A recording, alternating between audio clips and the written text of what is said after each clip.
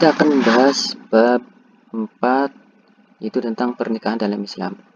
Namun sebelum itu, bagi yang baru bergabung dengan channel Sinautex ini, silakan klik atau tekan tombol subscribe dan bunyikan loncengnya.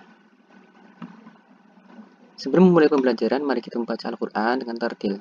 Semoga dengan membiasakan diri membaca Al-Quran, kita selalu mendapatkan keberkahan dan kemudahan dalam belajar dan mendapatkan ridho dari Allah Subhanahu wa Ta'ala. Amin ya Rabbal Alamin.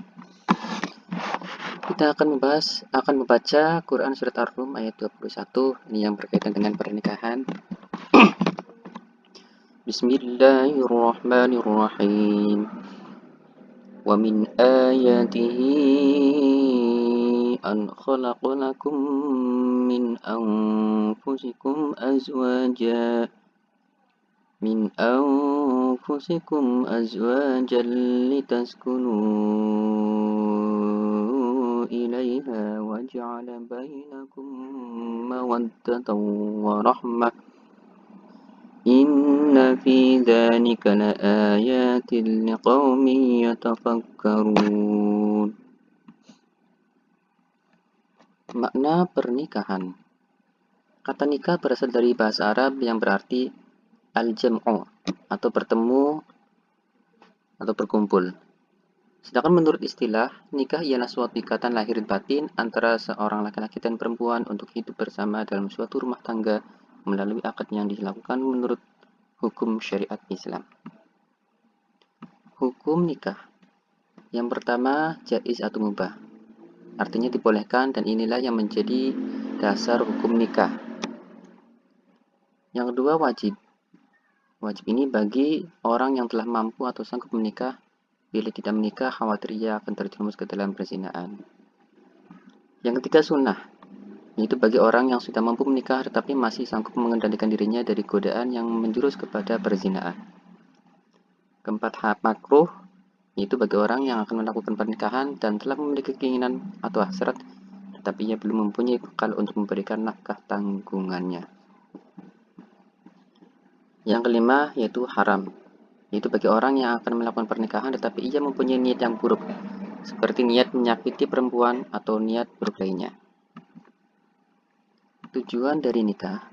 Secara umum tujuan pernikahan dalam Islam adalah sebagai berikut, yaitu memperoleh kebahagiaan dan ketenangan hidup atau sakinah, membina rasa cinta dan kasih sayang, memenuhi kebutuhan seksual yang sah dan diridhoi oleh Allah Subhanahu wa Ta'ala, melakukan perintah Allah Subhanahu wa Ta'ala, mereka menemukan pelaksanaan perintah Allah, kemudian mengikuti sunnah Rasulullah Sallallahu Alaihi Wasallam, dan yang terakhir memperoleh keturunan yang sah. Adapun rukun dan syarat nikah, yaitu pertama ada calon suami. Syaratnya beragama Islam, atas kehendak sendiri, bukan muhrim, dan tidak sedang dalam keadaan ihram haji. Rukun yang kedua yaitu adanya calon istri. Syarat-syaratnya beragama Islam, tidak terpaksa, bukan muhrim, tidak sedang bersuami, tidak sedang dalam masa iddah, dan tidak sedang ihram haji atau umrah. Rukun yang ketiga adanya wali. Syarat-syarat walinya yaitu mukallaf, laki-laki merdeka, adil, tidak sedang ihram haji atau umrah. Selanjutnya rukun yang keempat yaitu ada 2 orang saksi.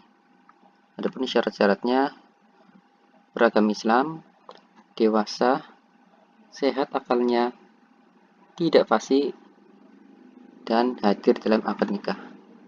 Yang terakhir yaitu ijab dan qabul. Syaratnya dengan kata-kata nikah atau yang semakna dengan itu. Urutan antara ijab dan qabul. Pembahasan selanjutnya yaitu tentang mahram. Menurut bahasa, mahram berarti yang diharamkan. Sedangkan menurut istilah dalam ilmu fikih yaitu wanita yang haram dinikahi. Penyebab wanita yang haram dinikahi ada beberapa golongan. Yang pertama, haram dinikahi karena keturunan. Yang kedua, karena hubungan sesusuan, dan yang ketiga karena pernikahan. Wali nikah. Ada dua macam wali nikah. Yang pertama wali nasab, yaitu wali yang mempunyai pertalian darah dengan mempelai wanita yang akan dinikahkan. Dan yang kedua wali hakim, yaitu seorang kepala negara yang beragama Islam. Di Indonesia wewenang presiden sebagai wali hakim dilimpahkan kepada pembantunya, yaitu Menteri Agama. Kemudian Menteri Agama mengangkat pembantunya untuk bertindak sebagai wali hakim, yaitu kepala kantor urusan agama Islam yang berada di setiap kecamatan. Urutan wali nasab atau wali yang boleh menikahkan seorang perempuan.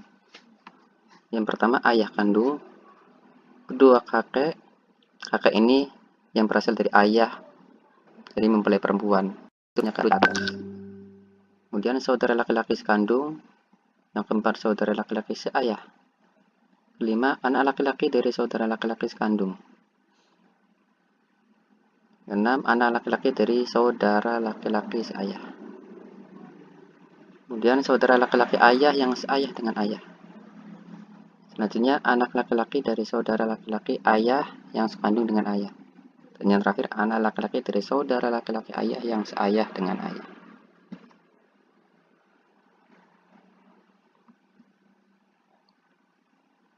Selanjutnya sebab-sebab wali hakim sebagai wali nikah. Yang pertama sebabnya yaitu wali nasab benar-benar tidak ada.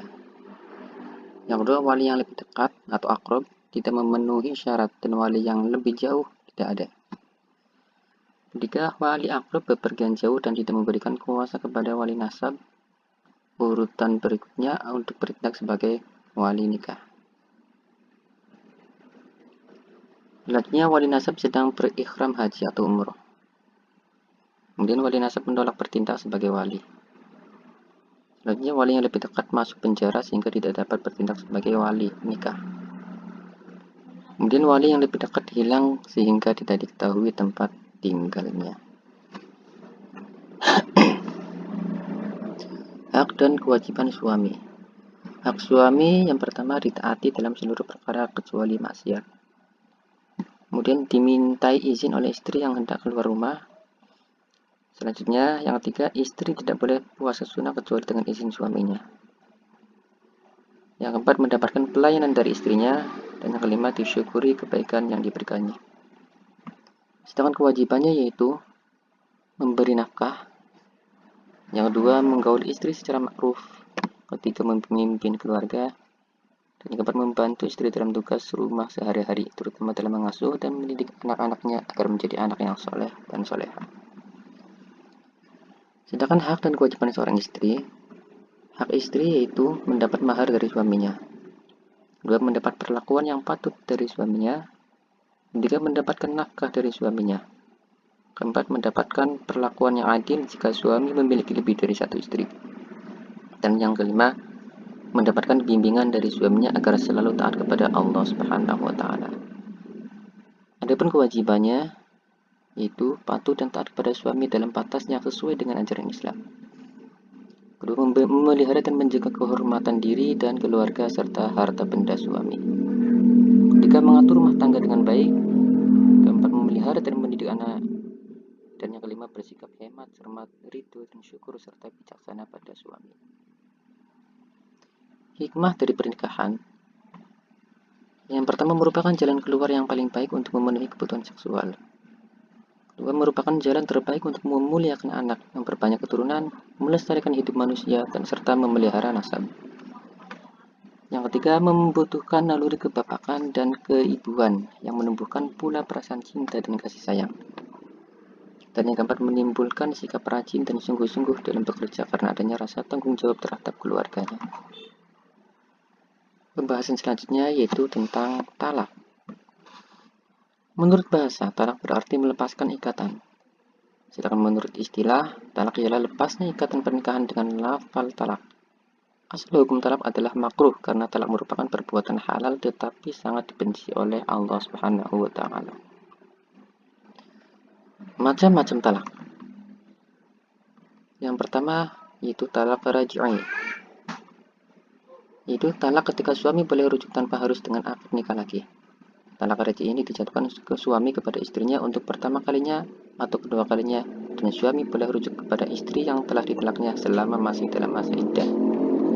Yang kedua, talak bain. Talak bain ini ada dua macam.